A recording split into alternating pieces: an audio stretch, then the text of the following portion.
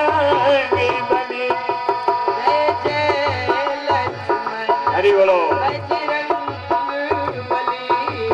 जय जय लक्ष्मण बजरंगी बली। कौशल्या की आंख के तारे। हरि बोलो। कौशल्या की आँखी के तारे। राजा दशरथ के ताज दुलारे।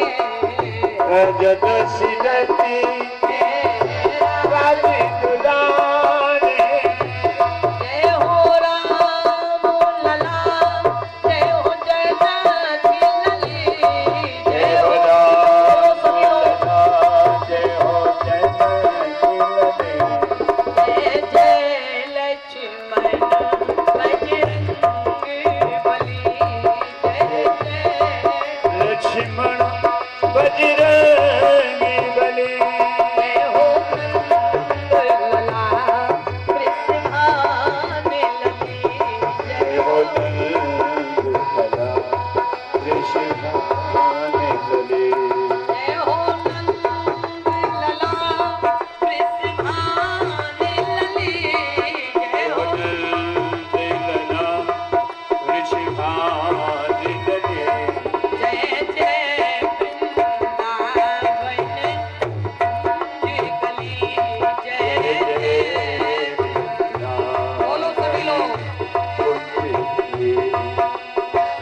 संतन के हो उम्र हरि बोलो। रखवारे। चंदन के हो तुम रखवारे। भगतन के हो सदा सहारे। भगतन के हो सदा सहारे।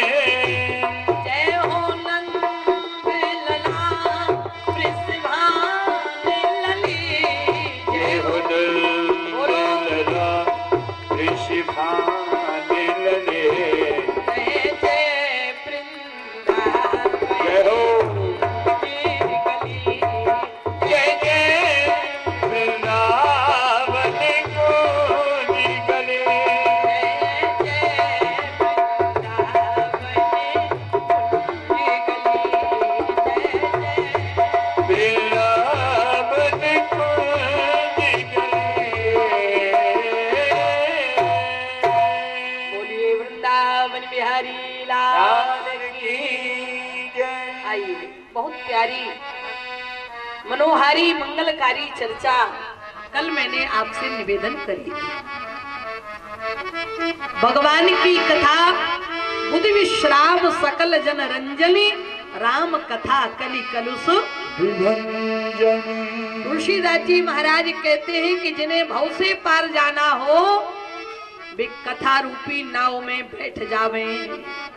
गारंटी है भव सागर चाहे पारे जो पावा। भव सागरी चाहे पारी जो पावा। भव सागर चाहे जय हो पारे राधे। जो पावा भैया। भव सागरी चाहे पारी जो पावा। राम कथा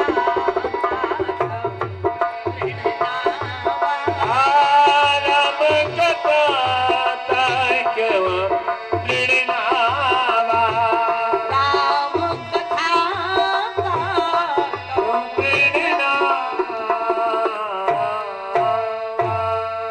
तुलसीदास जी महाराज कहते हैं जिन्हें भव से पार जाना हो वे कथा रूपी मजबूत नाव, इतनी मजबूत नाव है कि ये आपकी नैया, आपके जीवन को ये डामाडोल नहीं होने देगी। भव से पार ले जाने में कथा रूपी नाव सक्षम है, दृढ़ माने मजबूत। और इसीलिए भगवान भोलेनाथ कथा के प्रति बड़े श्रद्धानुगत, कथा नहीं छोड़ते महाराज।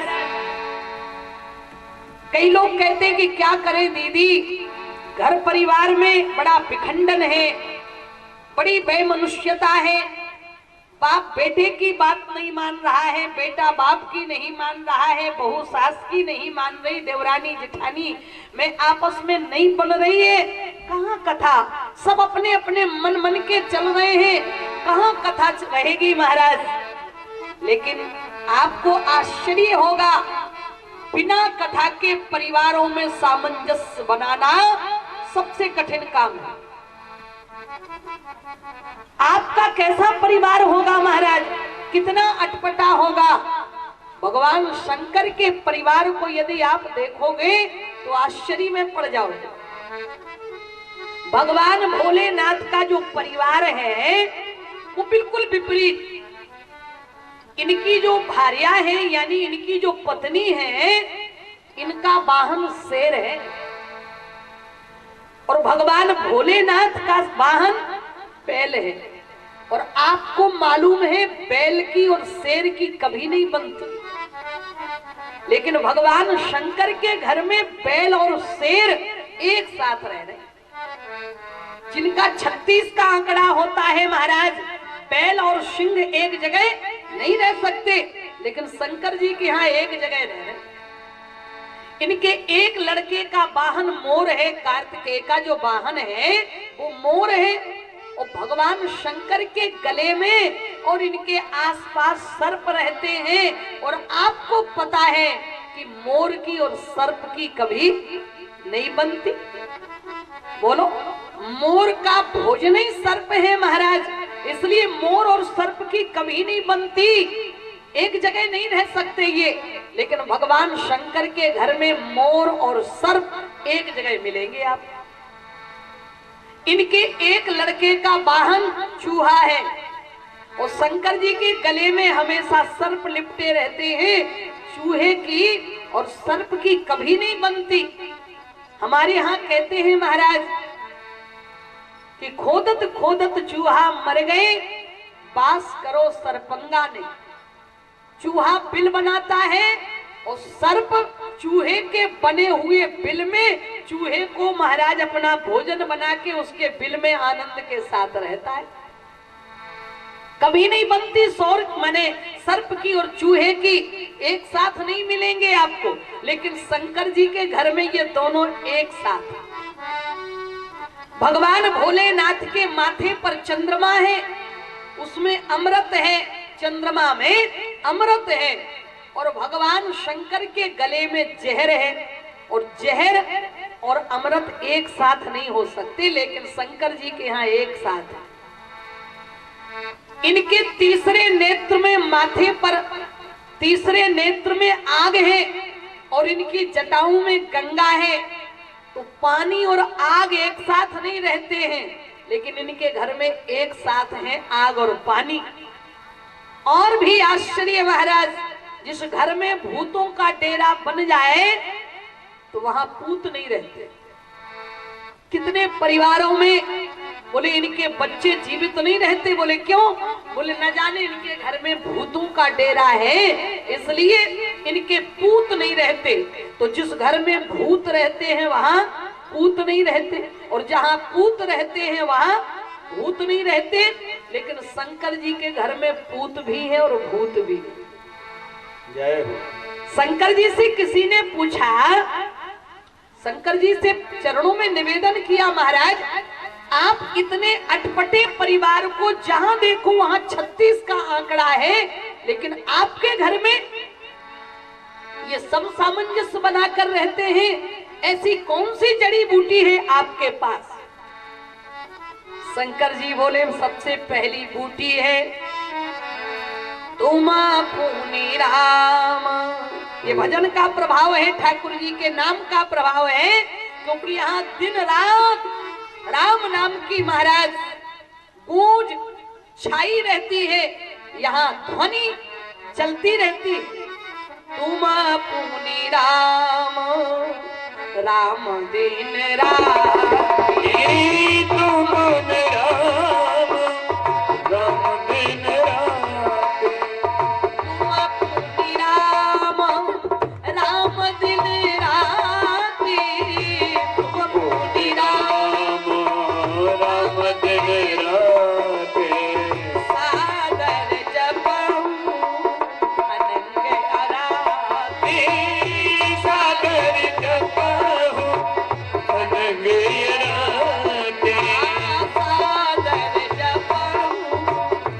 रंगी जरा। शंकर जी कहते हैं कि ये राम नाम की महिमा है, क्योंकि जहां राम नाम की गर्जना होगी वहां मंगल होगा। मंगल भवन अमंगल हारी और उमा सहित जही जपत पुरारी। अगर आप भी अपने घर में अमंगल नहीं आने देना चाहते हैं तो आपको राम नाम जपना पड़ेगा महाराज।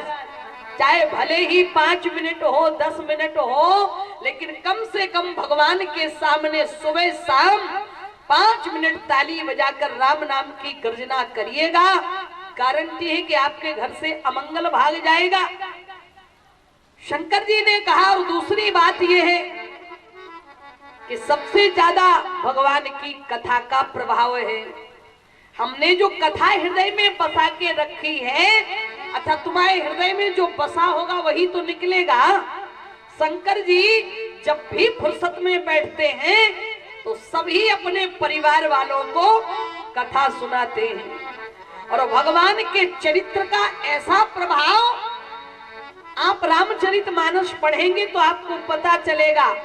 सबसे चंचल जाति यदि कोई होती है तो वो बंदर। सबसे दुनिया में चंचल कोई जाति है, बंदर है। लेकिन ऐसे चंचल जीव को भी परमात्मा ने मानव का संचार कर दिया महाराज। हनुमदाद सब बानर पीरा, धरे मनोहर मनुज शरीरा। वानर बीरा, हनुमदादिशम वानर बीरा, धरे मनोहर मनुज शरीरा, धरे मनोहर मनुज शरीरा।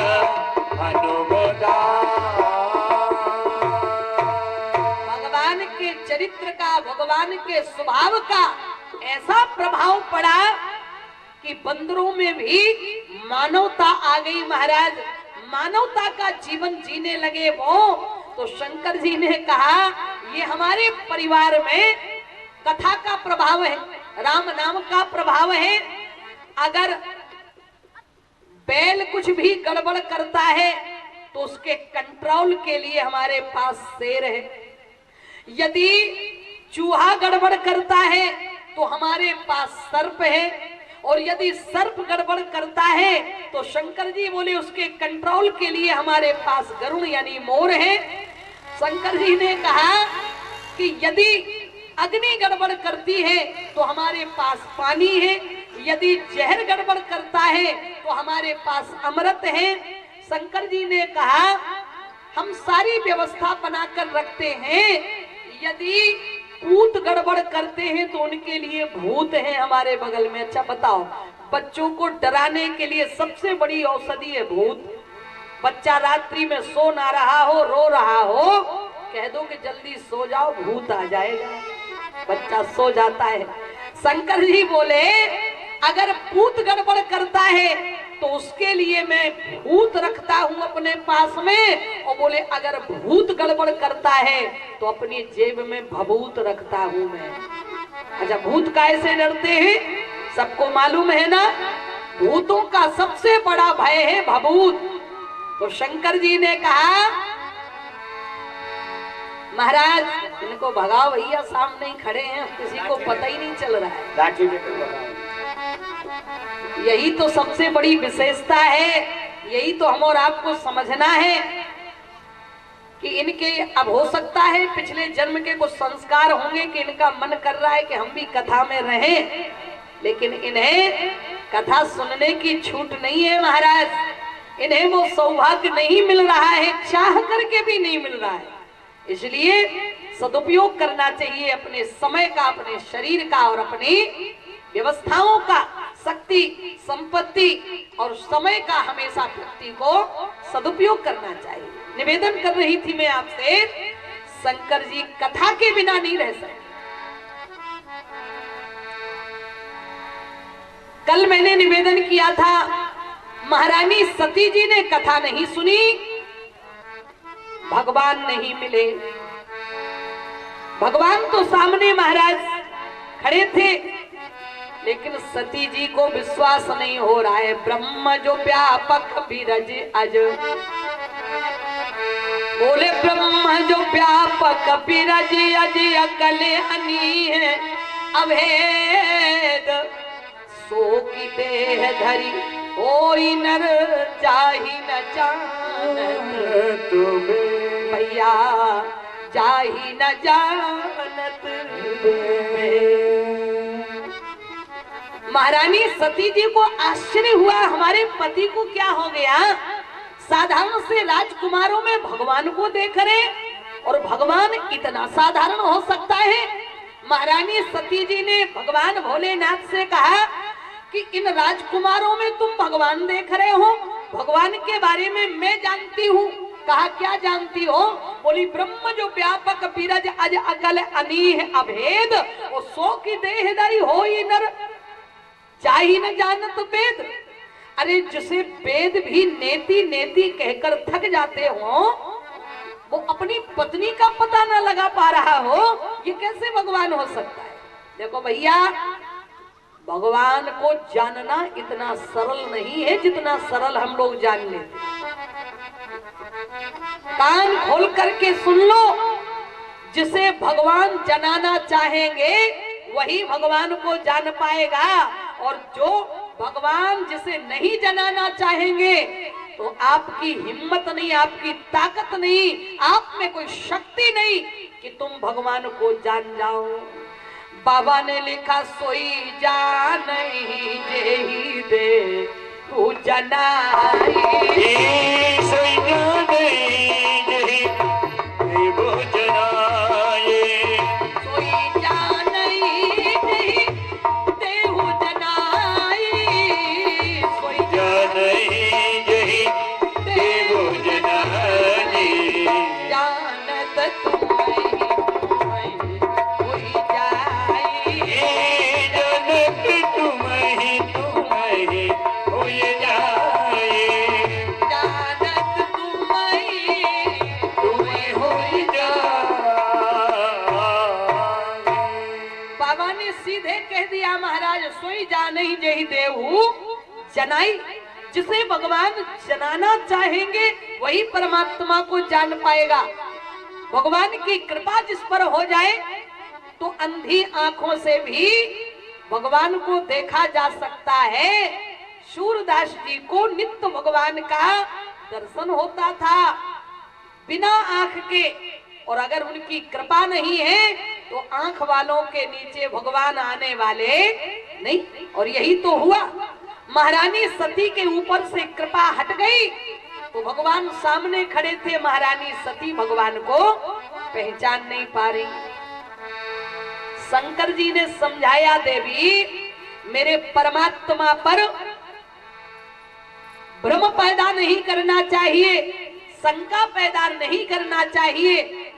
भगवान है ये हमारा, उसे जानना इतना सरल नहीं है, उसकी लीला चल रही है, वो नरलीला करने के लिए आया है। किसी ने शंकर जी से पूछा कि आपको जब भगवान मिले तो आपने दूर से ही प्रणाम क्यों कर लिया, नजदीक चले जाते, मिल लेते, भगवान से परिचय कर लेते। शंकर जी बोले नहीं कर सकता था। कहा क्यों। बोले उनकी लीला चल रही है। देखो भाई, अगर कोई पात्र रामलीला में अभिनय कर रहा है, अब सब लोग जानते हैं, यदि कोई भी मंच पे कलाकार यदि अभिनय कर रहा है और वो आपकी जान पहचान का है, आपका खास आदमी है, लेकिन जब तक वो लीला में अभिनय राम का कर रहा हो, लक्ष्मण का कर रहा हो, रावण का कर रहा हो, लेकिन आप उस समय उससे परिचय करने मंच पर नहीं जा पाएंगे कि हम आपको पहचान गए भाई साहब, और हम आपको बहुत पहले से जानते हैं। अगर वो अभिनय कर रहा है और आप चले जाओ मंच पे और हाथ मिलाने लगो और पूछो कि अरे हम लोग जो है एक बार वहां मिले थे, हम आपको बहुत अच्छे से जानते हैं, तो डायरेक्टर कहेगा कि तुम्हारा दिमाग खराब है क्या। अरे यहाँ लीला चल रही है, यहाँ नाटक चल रहा है, और तुम हो कि यहाँ अपना परिचय निकालने चले आए। हटिए यहाँ से। जब रामलीला खत्म होगी तब आप पर्दे के पीछे मिलना। जब कोई भी अभिनय कर रहा हो तो आप पर्सनल नहीं मिल सकते। शंकर जी ने देखा कि मेरा परमात्मा नरलीला कर रहा है, इसलिए मैं उनसे मिलने नहीं जा पाऊंगा, क्योंकि अगर मिलूंगा तो लीला में बाधा आ जाएगी। इसलिए शंकर जी ने दूर से ही प्रणाम कर लिया। कहीं सच्चिदानंद जग पावन, अस कहे चले मनोज न सावन। भगवान तो शंकर जी तो पहचान गए। अच्छा, एक बात मैं आपको बताऊं, शंकर जी तो रामलीला के डायरेक्टर हैं। शंकर जी ही रामलीला के डायरेक्टर हैं। तो जब शंकर जी कथा सुन करके चले तो भगवान ने एडवर्टाइज दिखाया भगवान भोलेनाथ को दूर से ही, कि जब रावण सीता का हरण करेगा और मैं रोऊंगा, नकली रोऊंगा, क्योंकि भगवान को तो सब पता है। अच्छा, डायरेक्टर को तो सब मालूम होता है ना, उसको महाराज जानने की क्या आवश्यकता है। तो डायरेक्टर महाराज केवल दूर से नाटक देखता है कि तुम अभिनय कैसा कर रहे हो। रामलीला के पात्र मंच पर रामलीला करते हैं, नाटक करते हैं, और डायरेक्टर महाराज दूर से बैठकर उनकी कला का अवलोकन करता है और वहीं से ऐसे करता है कि बहुत बढ़िया अभिनय किया आपने। तो राम जी ने भी शंकर जी को एडवर्टाइज दिखाया कि जब रावण सीता का हरण करेगा और मैं नकली रोऊंगा, और मैं रोऊंगा तो रावण मुझे जान तो नहीं जाएगा, मुझे पहचान तो नहीं जाएगा, मेरा जो नाटक है वो असली जैसा दिखेगा कि नहीं, आप पहले इस पर सिग्नेचर करो।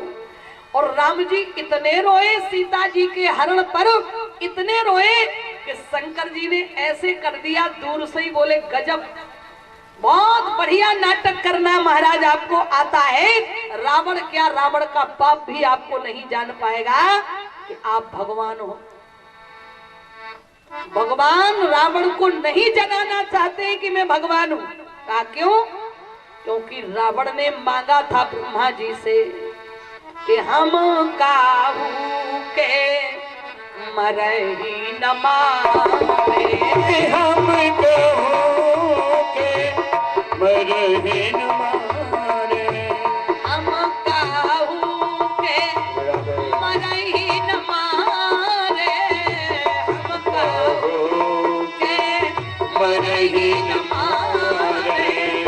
ब्रह्मा जी ने कहा मरना तो पड़ेगा।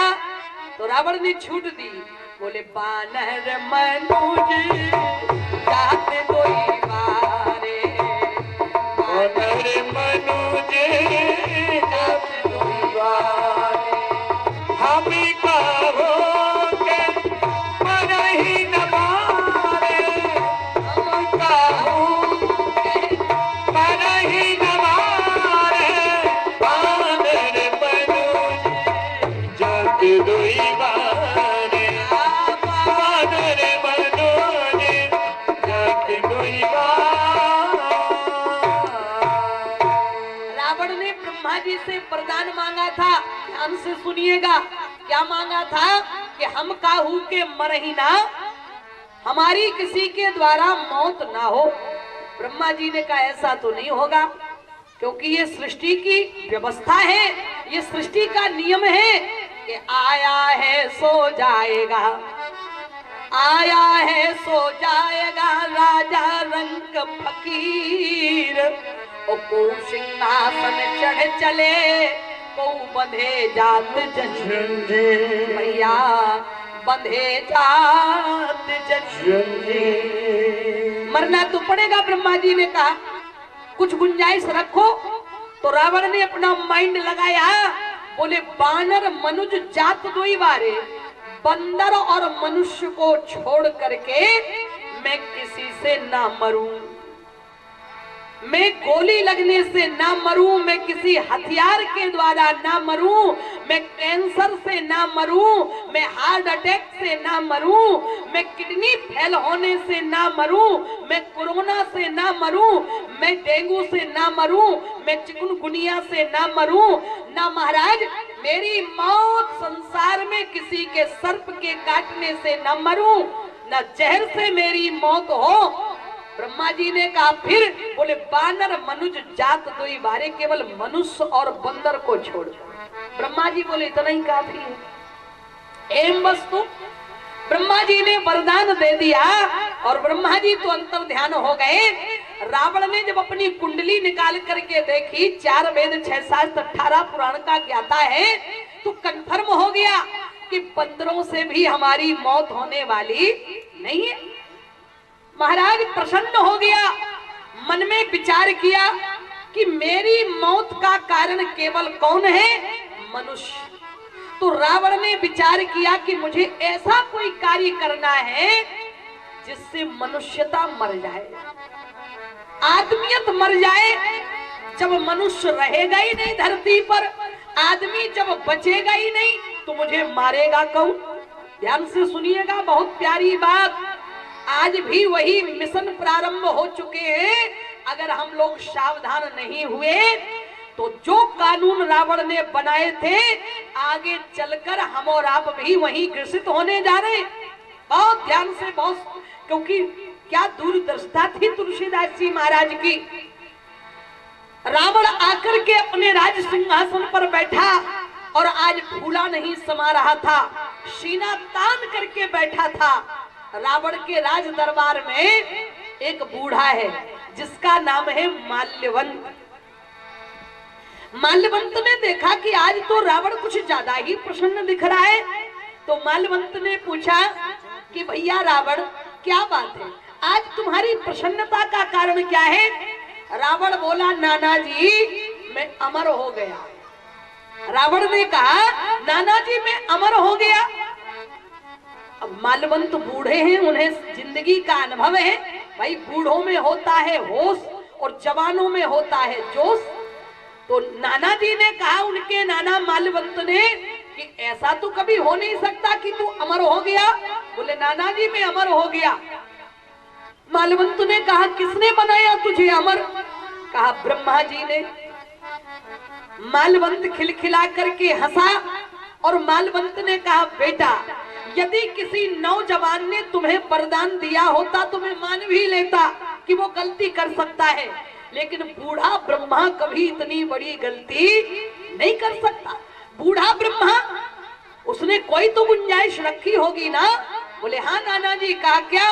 बोले केवल बानर मनुज जात दोई बारे, हमने खुद ही छूट दे दी कि आदमी और बंदर के अलावा हमारी किसी से मौत ना हो। तो नाना जी बंदर भालू तो हमारे आहार रहेंगे, उनको तो हम खाएंगे। अब बचे आदमी, तो मेरी गारंटी है नाना जी, मैं आदमी रहने नहीं दूंगा धरती पर। पहले तो माल्यवंत खिलखिला के हंसा और कहा, रे नालायक रावण, तूने आदमी से मरना मांग लिया? बोले हाँ। बोले मेरी गारंटी है कि 2 आदमी मिलकर के किसी भी चौराहे पर तुझे मार डालेंगे। रावण ने कहा, नाना जी मारेंगे तो तब जब भी आदमी रह जाए। क्या करेगा?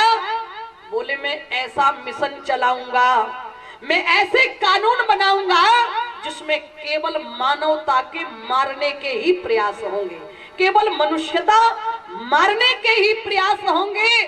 और रावण ने क्या किया? राक्षसों की सभा बुलाई और उसने कानून बनाए और प्रस्ताव पारित कर दिया। क्या कानून बनाए रावण ने? ध्यान से सुनिएगा, रामचरितमानस से मैं आपसे निवेदन कर रही हूँ, पढ़ना कभी रामचरितमानस। रावण ने कानून बनाए, सबसे पहला तुझ भोजन। रावण ने कानून बनाया, ब्राह्मणों के लिए भोजन बंद करो, ब्राह्मणों के लिए महाराज आरक्षण बंद करो। ध्यान से सुनिएगा, कान खोल करके, हम नहीं कह रहे और ये रामचरितमानस हमारे बाप ने नहीं बनाई। रावण ने कहा पहला अभियान, बोले तुझ भोजन, और दूसरा मखहोम सराधा। क्या करना है? बोले तिनके जाय करहु तुम बात। रावण ने कहा ब्राह्मणों का भोजन बंद करो, क्योंकि जब ब्राह्मण कमजोर हो जाएगा तो वो यज्ञ नहीं करेगा, वो महाराज वेद नहीं पढ़ेगा, पुराण नहीं पढ़ेगा, वो महाराज शास्त्र नहीं पढ़ेगा। कमजोर करो। सबसे पहले यदि संसार में कोई मजबूती प्रदान करने वाला है तो वो ब्राह्मण है। इसलिए पहले ब्राह्मण को कमजोर करना है। और जब ब्राह्मण कमजोर हो जाएगा तो वो यज्ञ नहीं कर पाएगा, वो स्वाहा नहीं करेगा। और जब वो स्वाहा नहीं करेगा तो देवता आहा नहीं कर पाएंगे। बोलो, अगर ब्राह्मण कमजोर हो जाएगा तो देवताओं को कमजोर बनने में देरी। तो महाराज सबसे पहले क्या करना है? बोले, जहां जहां देश धेनु तुझ पावई, और नगर गांव पुर आग लगा। जहां ब्राह्मण कथा भागवत कर रहा हो, पंडाल में आग लगा दो, पंडित को मार डालो। महाराज ये कानून रावण ने बनाए। और जहां संस्कृत विद्यालय खुले हो वहां पर महाराज भैंसों का डेरा बना दो, कुछ भी करो, लेकिन वो विद्यालय नहीं रहने चाहिए। जहां मानवता के पाठ, अच्छा बताओ, ये जो महाराज 7 दिन का शिविर लगाया गया है, यहाँ केवल मानवता का पाठ पढ़ाया जाता है। पुत्र का पिता के प्रति क्या कर्तव्य है, पति पत्नी का क्या आदर्श हो, बोलो, इन बातों के अलावा यहाँ और कुछ सिखाया जाता है क्या? यहाँ केवल मानवता के पाठ पढ़ाए जाते हैं। तो रावण ने कहा सबसे पहले महाराज में कॉलेज बंद करो, जहाँ से मानवता का संचार होता हो, और संस्कृत विद्यालय जहाँ पर वेद पढ़ाने के कार्य किए जाते हैं वो सब मिटा दो। क्योंकि जब कॉलेज बंद हो जाएंगे तो फिर शास्त्री नहीं निकलेंगे, पंडित नहीं निकलेंगे, वेदज्ञ नहीं निकलेंगे। महाराज कोई महाराज मानवता का पाठ पढ़ाने वाला टीचर ही नहीं रह जाएगा तो मानवता अपने आप मर जाएगी। अच्छा, केवल शरीर को मानवता कहते हैं क्या? केवल क्या शरीर धारण करने को मनुष्यता कहते हैं? जब तक जीवन में मानवता नहीं होवे तो आपके आदमी होने का कोई फायदा। हमारे विद्वान कहते हैं, शास्त्र कहते हैं, ऐसा न विद्या तपो न दानम ज्ञानम न शीलम गुणो न धर्म। बोलते मृत्यु लोके भुविभान भूता मनुष्य रूपेण मृगाश्च। अगर इतने गुण आदमी के अंदर नहीं है तो वो क्या है? महाराज ते भुविभार भूता मनुष्य रूपेण, महाराज वे धरती के भार बन करके आदमी की शकल में वे पशु है। इसलिए हमारे अंदर पहले मानवता होनी चाहिए। भैया, अगर इंजीनियरिंग के पाठ पढ़ाने वाले कॉलेज बंद कर दिए जाएंगे तो इंजीनियर नहीं निकलेंगे, एमबीबीएस बनाने वाले कॉलेज बंद कर दिए जाएंगे तो एमबीबीएस नहीं निकलेंगे, आईएएस आईपीएस वाले महाराज कॉलेज बंद कर दिए जाएंगे तो आईएएस पीसीएस कहां से निकलेंगे? भैया पहले इन पर भी ध्यान देना पड़ेगा। अच्छा, और एक बात मैं और बताना चाहती हूं आपसे, क्षमा करिएगा। आज समाज में इंजीनियर बनाने वाले कॉलेज जगह जगह, बहुत महाराज आला अफसर बनाने वाले कॉलेज बहुत जगह, जहां देखो वहां, लेकिन वर्णन आता है उन कॉलेजों में केवल इंजीनियरिंग की पढ़ाई पढ़ाई जाएगी, वहां मानवता से कोई लेना देना। क्योंकि आज की जो शिक्षा है वो संस्कारों से दूर हो रही है। क्षमा करना, आजकल जो बच्चे, मैंने अपनी आंखों से देखा है, ट्यूशन पढ़ने के लिए जा रहे हैं महाराज, 9वीं 10वीं के बच्चे, 11वीं के बच्चे, वे अपनी पीठ पर बस्ता लादते हैं, मोटरसाइकिल स्टार्ट करते हैं और पढ़ने जाते हैं ट्यूशन। और मालूम है कैसे जाते? मैं एक जगह खड़ी थी महाराज, कुछ बच्चे आए, अपनी मोटरसाइकिलें रुकाई, चाय की दुकान पर उन्होंने एक सिगरेट खरीदी और एक कप चाय ली और पीने लगे। सिगरेट पी रहे थे, चाय पी रहे थे। हमने उस चाय वाले से पूछा, जब बच्चे चले गए, हमने कहा ये बच्चे कौन थे, कहाँ जा रहे हैं ये? तो उस चाय वाले ने बताया कि दीदी ये सब ट्यूशन वाले बच्चे हैं। तो हमने कहा कि ये सिगरेट पी रहे थे और चाय पी रहे थे, क्यों? तो बोले वो मूड बना करके गए हैं, ट्यूशन पढ़ना है इसलिए पहले मूड बनाते हैं। काहे से? सिगरेट पी करके, चाय पी करके मूड बना के तब भी ट्यूशन पढ़ने जा रहे हैं। विचार करना कि जो बच्चे विद्या की महाराज मंदिर में जाने के पहले सिगरेट और चाय से जिनका मूड बन रहा है, उनके संस्कार कहां जाए? उनकी कोई गारंटी नहीं, ट्यूशन वालों की कोई गारंटी नहीं, कॉलेज वालों की कोई गारंटी नहीं। गारंटी यह है कि आपने अगर पैसा खर्च किया तो डिग्री आपके लड़के के हाथ में आएगी, डिग्री आपको मिलेगी। महाराज इंजीनियर बनाने के लिए आपने भेजा, पैसा खर्च करिए, इंजीनियर की डिग्री मिलेगी, लेकिन साथ में मानवता की भी डिग्री मिलेगी, इसकी कोई गारंटी नहीं। और आज तो सबसे ज्यादा महाराज क्षमा करना, पैसों में डिग्रियां बिक रही हैं। पैसों में जहां देखो वहां, एक जगह तो लिखा हुआ था कि यहाँ पैसों से डिग्रियां दी जाती हैं। तो एक बड़े आदमी अपने घोड़े पर बैठ करके निकले और उन्होंने देखा बोर्ड लगा हुआ था पैसों से डिग्रियां मिलती हैं। तो उन्होंने सोचा पढ़ना नहीं पड़ेगा, पैसों से ही डिग्रियां मिल रही। बड़े आदमी पैसे वाले थे, बोले चलो ले लेते एक डिग्री, और अपने घोड़े को बाहर खड़ा किया। अंदर गए, ऑफिस में मिले, ये डिग्री कितने की, ये डिग्री कितने की बता दिया। तो सबसे ऊंची डिग्री उन्होंने अपने लिए पैसे दे करके ले ली, प्रमाण पत्र ले लिया। बाहर निकले तो मन में विचार आया कि जब पैसों से ही डिग्री मिलना है, पढ़ना लिखना है ही नहीं कुछ, तो क्यों ना महाराज अपने घोड़े के लिए भी एक डिग्री ले ली जाए, और फिर हम बताएंगे कि महाराज हमारा तो घोड़ा भी पढ़ा लिखा है, देखो उसका ये महाराज प्रमाण पत्र है। तो वो अंदर गए और उन्होंने कहा कि सर एक काम और कर दीजिए। कहा क्या? बोले बाहर मेरा घोड़ा है, मैं चाहता हूं कि एक डिग्री मैं अपने घोड़े के लिए भी ले लूं, इसलिए उसके लिए भी आप 25-50 हजार जो रुपए लेना चाहो ले लो, पर एक डिग्री हमारे घोड़े के लिए भी प्रदान कर दो। तो उस कुर्सी पर बैठा हुआ जो व्यक्ति था, पैसों में डिग्रियां बांट रहा था, उसने कहा कि क्षमा करिएगा भैया। का क्यों? बोले यहाँ पैसों में केवल गधों को डिग्रियां दी जाती हैं, घोड़ों को नहीं। केवल यहाँ पैसों से गधों को डिग्रियां दी जाती, घोड़ों को नहीं।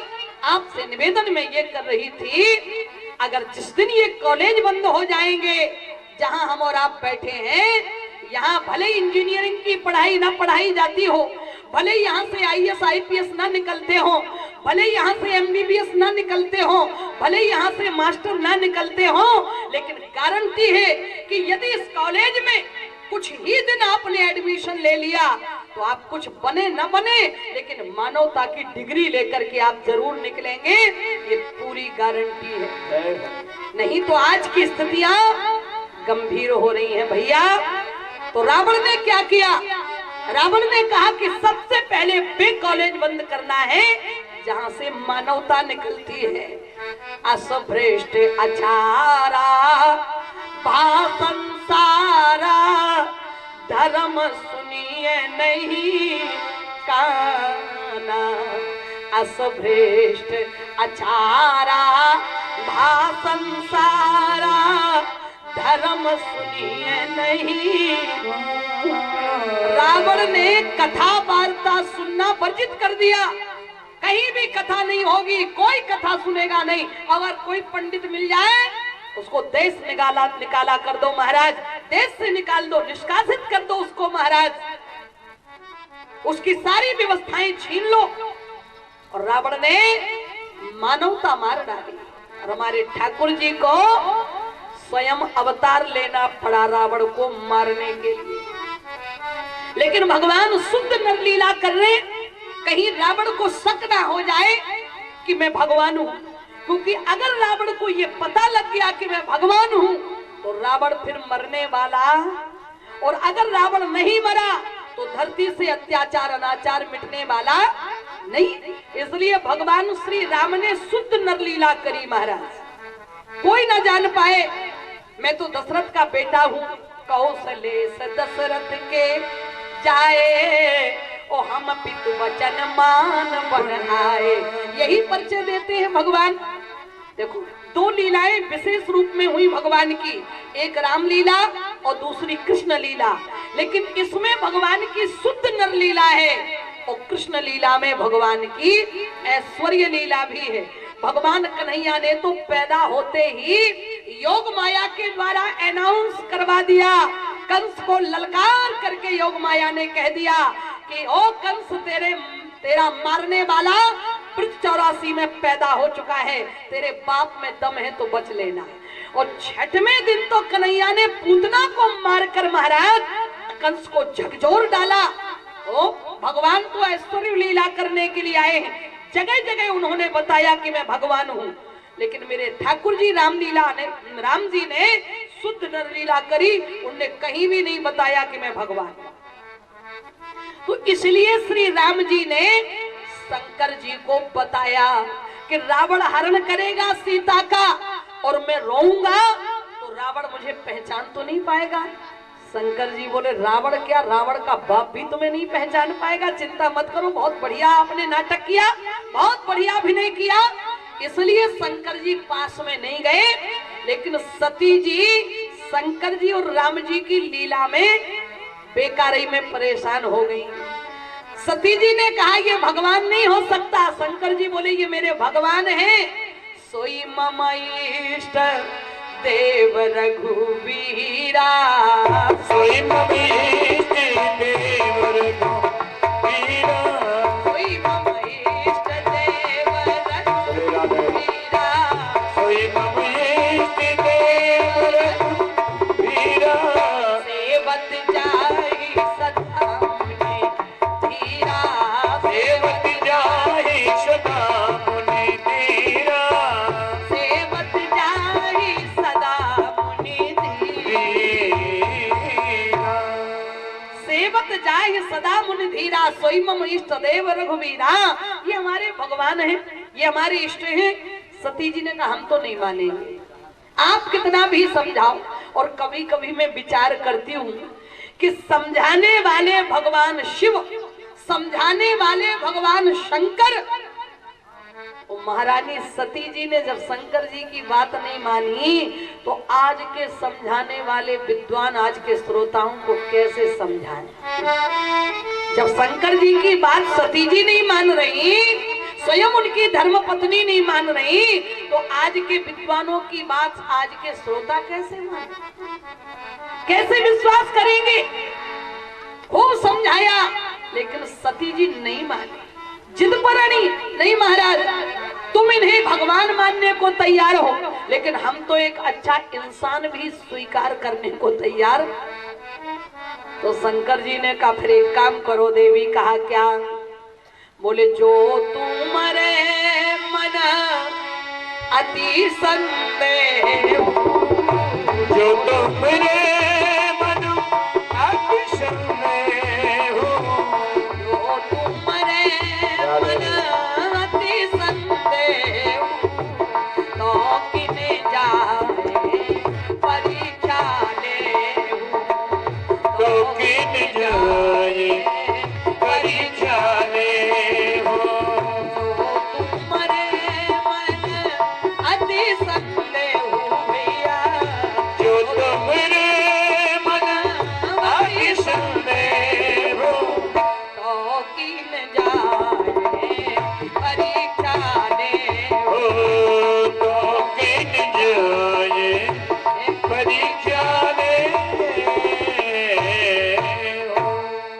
शंकर जी ने कहा अगर हमारी बातों पर तुम्हें विश्वास नहीं हो रहा है तो जाओ फिर तुम परीक्षा करो। सती जी बोली हाँ ये आइडिया आपने ठीक दिया, हम परीक्षा करेंगे। अच्छा भगवान परीक्षा का विषय है क्या? कभी गहराई से विचार करना, क्या भगवान परीक्षा का विषय है क्या? रामचरितमानस में 3 देवियों ने भगवान को प्राप्त करना चाहा, वो तीनों ही एक राशि की हैं, लेकिन इनके पाने का तरीका अलग अलग है। महारानी सती भगवान को परीक्षा के द्वारा पाना चाहती हैं। एक देवी है जिनका नाम है श्रीमती सूपनखा, वे भगवान को समीक्षा के द्वारा पाना चाहती हैं। और तीसरी देवी है महारानी सबरी, जो भगवान को प्रतीक्षा के द्वारा पाना चाहती है। तो किसे मिले भगवान? किसे मिले भगवान? पता है ना, तो परीक्षा करने वाले को भगवान मिले, ना समीक्षा करने वाले को भगवान मिले, भगवान तो प्रतीक्षा करने वाले को मिले। इसलिए कान खोल करके सुन लो, कभी भी भगवान की परीक्षा करने का विचार मत बनाना अपने मन में, कभी भी भगवान से समीक्षा करने का विचार मत बनाना। अगर भगवान को प्राप्त करना चाहते हो तो केवल भगवान की प्रतीक्षा करो। सबरी की भांति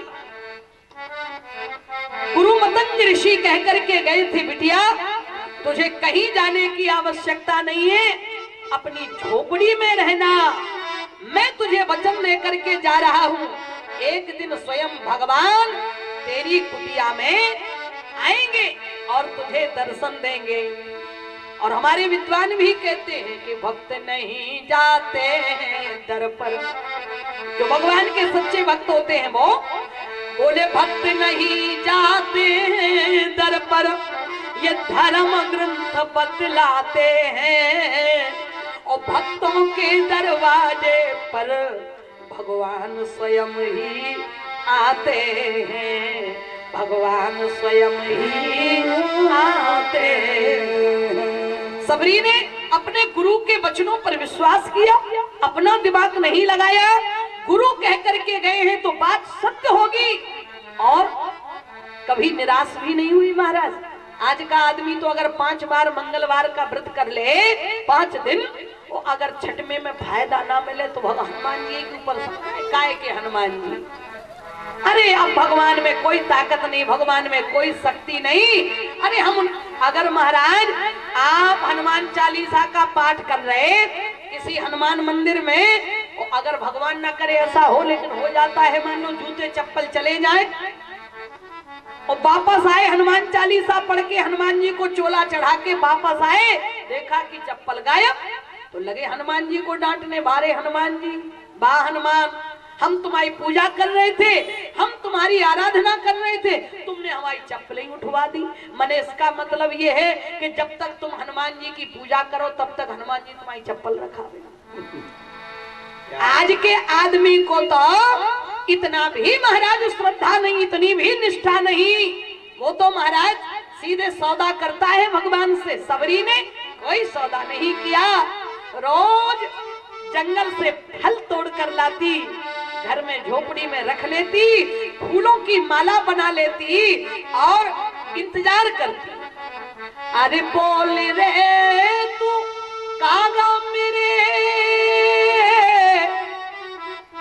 अरे बोल रे तू कागा मेरे, राम कब आएंगे, दुखिया की झोपड़ी के बाद खुल जाएंगे, दुखिया की झोपड़ी के भाग खुल जाए। ये बोल दे तू कागा मेरे, बोल रे,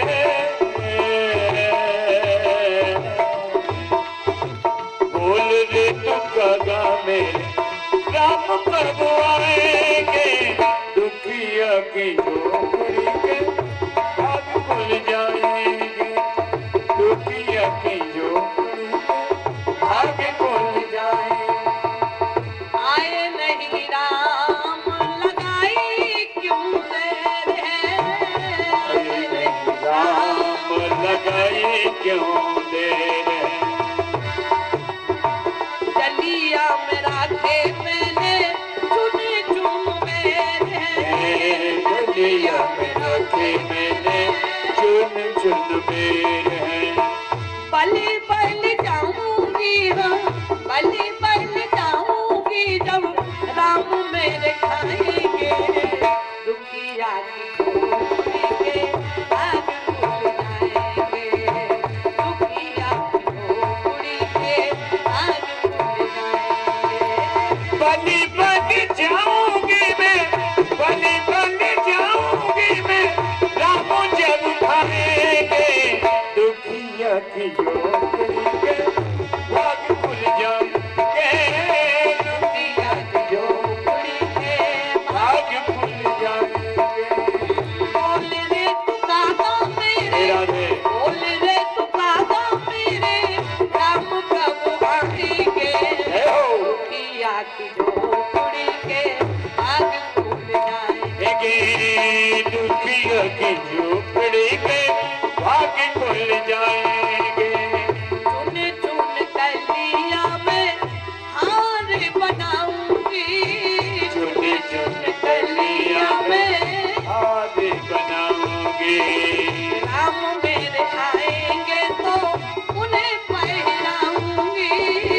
राम मेरे आएंगे तो उन्हें पहनाओगे। नयन बिछाऊंगी हाँ नयन बिछाऊंगी जब जय हो। चरण टिकाएंगे दुखिया की झोपड़ी के भाग खुल जाएंगे दुखिया की झोपड़ी के भाग खुल जाएंगे। नयन बिछाऊंगी हाँ नयन बिछाऊंगी जहाँ चरण टिकाएंगे दुनिया के लोग खुल जाए। हे दुनिया की झोपड़ी के भाग खुल जाए। बोल रे तू कहाँ मेरे हे राधे। बोल रे तू कहाँ मेरे राम कब आएंगे दुखिया की झोपड़ी के भाग खुल जाए। दुखिया की झोपड़ी के भाग खुल जाए।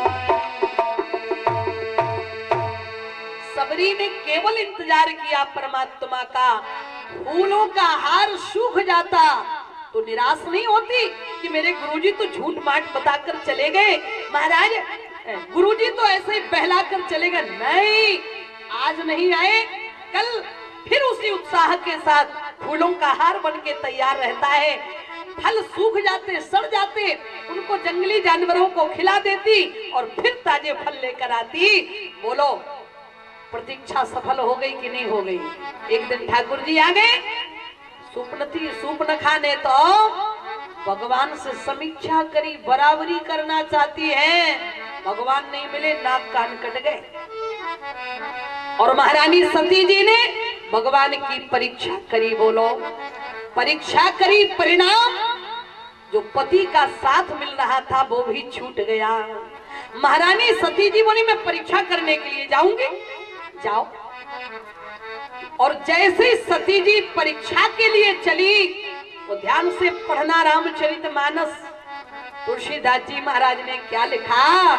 शंकर जी ने कहा मोरे कहे ना संशय जाहि, मोरे कहे ना संशय जाहि, मोरे कहे ना संशय जाहि, मोरे कहे ना संशय जाहि, विधि विपरीत भला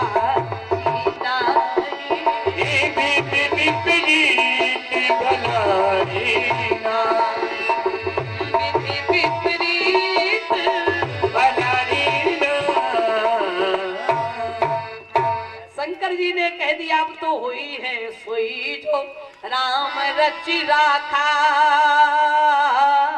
ओ को करी तर्क बढ़ावे। क्या कहा शंकर जी ने कि मोरे कहे न संशय जाहि, तो अब विधि विपरीत भलाई नाही। हमारे यहाँ एक कहावत है, आपके यहाँ जो भी कहते हो, हमारे यहाँ एक कहावत है कि जिनने न मानी बड़ों की सीख, उनने लेके कटोरा मांगी भीख। ऐसी कहावत है। जिनने बड़ों की बात नहीं मानी, उन्हें जीवन में धोखे के अलावा फिर और कुछ प्राप्त नहीं हुआ। भगवान शंकर ने इतना समझाया, इतना समझाने का प्रयास किया, लेकिन सती जी ने भगवान शंकर की एक भी ना सुनी और चली गई। अब ध्यान से देखिएगा, कथा तो विस्तार की है, मैं शीघ्र ले चल रही हूं आपको, क्योंकि हुई है सोई जो राम रचि राखा, को करी तर्क बढ़ावई शाखा। इसकी ठीक एक विपरीत अर्धाली तुलसीदास जी महाराज ने और लिखी रामचरितमानस में। कौन सी? कर्म प्रधान विश्व करी राखा, और जो जस करई सो तस फल चाखा। महाराज वे कहते हैं हुई है सोई जो राम रचि राखा, और यहाँ कह रहे हैं कि कर्म प्रधान विश्व करी राखा। अगर हुई है सोई जो राम रचि राखा, तो फिर कर्म प्रधान विश्व करी राखा, ये दो अलग अलग क्यों महाराज? तुलसीदास जी महाराज ने बताना चाहा कि हमारे जीवन में प्रधानता तो कर्म की ही है। कर्म के बिना आपको कुछ भी प्राप्त होने वाला नहीं है महाराज, कर्म की प्रधानता है हमारे यहाँ। कर्मण्य बाधिकारस्ते मां फलेषु कदाचन। अंग्रेजी की भी कहावत है, वर्क इज वर्शिप। कर्म की प्रधानता है, लेकिन जब कर्म करते करते व्यक्ति थक जाए, कर्म करने की जब शक्ति न रह जाए, तब उस काम को परमात्मा के ऊपर छोड़ना चाहिए। पहले नहीं, पहले तो हमें कर्म करना है। अगर हम खेत समय पर नहीं जोतेंगे, समय पर बीज नहीं डालेंगे, समय पर महाराज पानी नहीं लगाएंगे, समय पर रखवाली नहीं करेंगे, अगर पहले ही खेत को जोतने और बीज डालने के पहले ही कह दो कि हुई है सोई जो राम रचि राखा, तो खेत में घास के अलावा और कुछ काटने को मिलेगा? घास ही जमेगी महाराज। लेकिन अगर आपने अपने कर्म का पालन कर दिया, आपने बीज डाला, खाद डाली, पानी दिया, समय पर रखवाली करी, लेकिन अगर महाराज चैत्र में आंधी तूफान पानी पत्थर गिर रहे हैं, तो फिर आपको कहना पड़ेगा कि अब तो हुई है सोई जो राम रचि राखा। तब कहना कि हुई है सोई जो राम रचि राखा। कुंवार में ही अगर आप ये कहने लगोगे कि हुई है सोई जो राम रचि राखा, तो घास के अलावा भगवान कुछ भी नहीं रचेंगे। ध्यान रखना। इसलिए हमारे यहाँ कर्म की प्रधानता है। शंकर जी ने पूरा कर्म किया, समझाने का प्रयास किया। जब सती नहीं मानी, तब उन्होंने कहा कि अब हुई है सोई जो राम रचि। हमने तो अपने कर्तव्य का पालन किया, लेकिन सती नहीं मानी तो क्या करें। चलिए, सती जी जा रही हैं। अब सती जी ने विचार किया हमें परीक्षा लेना है भगवान की, तो पेपर तो बनाना पड़ेगा भाई। परीक्षा के पहले पेपर तैयार होता है कि नहीं? तो पेपर बनाया सती जी ने। क्या, कैसे परीक्षा लेंगे? बोले पुण्य पुण्य हृदय विचार करी, पुण्य पुण्य हृदय विचार करी, धर सीता के रूप, ओ आगे हुए चल पंथ तहाँ जहाँ आवत नर हो। सती जी ने पेपर तैयार किया कि मैं सीता बनूंगी। अगर नकली होंगे तो हमसे लिपटेंगे, रोएंगे, कहेंगे सीता तुम कहाँ थी। फिर हम ताली बजाकर शंकर जी की हंसी करेंगे कि यही तुम्हारे भगवान, हमें ही सीता मान लिया। और अगर असली होंगे तो पहचान जाएंगे। सती जी ने सीता का रूप बना लिया। अब ध्यान से सुनेंगे, माताएं भी ध्यान से सुनेंगी।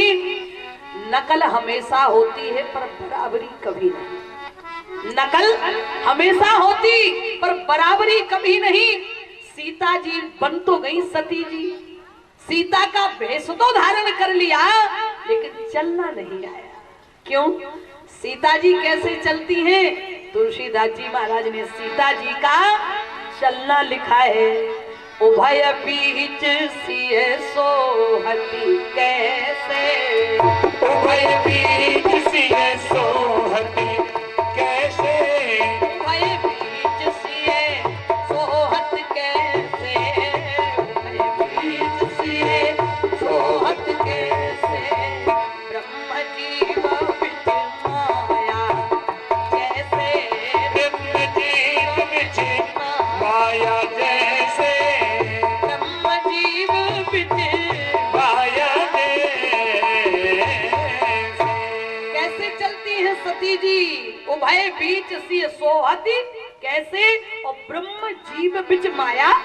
राम के पीछे चलती है सीता जी, और राम के पीछे कैसे चलती, ये भी हमारी माताएं ध्यान दें। राम जी के पीछे पीछे चलती है महारानी सीता, लेकिन चलना देखो। तुलसीदास जी महाराज कह रहे हैं, महारानी सीता के जीवन में कितना आदर्श है। बाबा ने लिखा है, राम जी के पीछे चल रही हैं, और चलती तो कैसे, पद चिन्हों को बचा बचा करके चल रही हैं। कहीं धोखे से भी मेरा चरण भगवान के धूल में बने हुए पद चिन्हों पर मेरा पैर ना पड़ जाए। महारानी सीता जी प्रभु के धूल में बनने वाले पद चिन्हों को बचाकर चल। प्रभु पद रेख बीच बीच सीता, प्रभु पद रेख बीच बीच सीता, प्रभु पद राधे बीच बीच सीता, भरत चरण मग चलत सभी, सीता धरती चरण मग चलते सभीता, भरत चरण मग। चलते सभी। कैसे महाराज? प्रभु पद रेख बीच बीच सीता और धरत चरण मग चलत सभीता, माने डर के, डर डर के रख रही है चरण, कहीं धोखे से भी पति के बने हुए पद चिन्ह पर हमारा चरण ना पड़ जाए। ये सीता जी का आदर्श। और आज की सीताएं, क्षमा करना, यहाँ की माताओं की बात नहीं कर रही हूँ, यहाँ की माताएं तो बड़ी आदर्शवान है। कई जगह दिल्ली बंबई की सीताएं, राम जी भी सर्विस कर रहे हैं और सीता भी सर्विस कर रही है। दोनों की नौकरी, अब दोनों को ही काम करना है महाराज, दोनों को ही ऑफिस निकलना है। तो सीता जी रोटी बना रही है। राम जी ने पूछा कितनी देर है? बोले बस 5 मिनट लगेंगे। राम जी ने कहा कोई बात नहीं। सीता जी रसोई घर में रोटी बना रही है।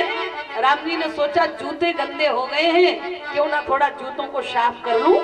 तो राम जी ने ब्रश उठाया और अपने जूतों को साफ करने लगे। तो सीता जी ने किचन से ही आवाज लगाई, सुनो जी क्या कर रहे हो? बोले कुछ नहीं, थोड़े जूते गंदे हो गए थे इसलिए उनको साफ कर रहा हूँ, क्योंकि 5 मिनट का टाइम है अभी आपके पास। तो सीता जी ने कहा क्या कहा वहीं से? बोले सुनो जी जरा एक काम मेरा भी कर देना। कहा क्या करना है? देवी जी बोली भोजन बना रही हूँ शायद, बोले भोजन बना रही हूँ शायद मुझको समय मिले ना, इसलिए मेरी भी चप्पल पर बाबू हाथ मार दो देना। सीता जी बोली बगल में ही हमारी चप्पल रखी है, वे भी बहुत गंदी हो गई है और हमें जल्दी निकलना है, इसलिए थोड़ी हमारी चप्पल भी साफ करके रख दो। कहां से कहां पहुंच गए हम? हमने तरक्की करी है या हम अपने आदर्शों को, हमने अपनी संस्कृति को भुला दिया? महाराज नारी का धर्म क्या है? हमारे यहाँ तो एक ही धर्म, एक वृत ने माँ भैया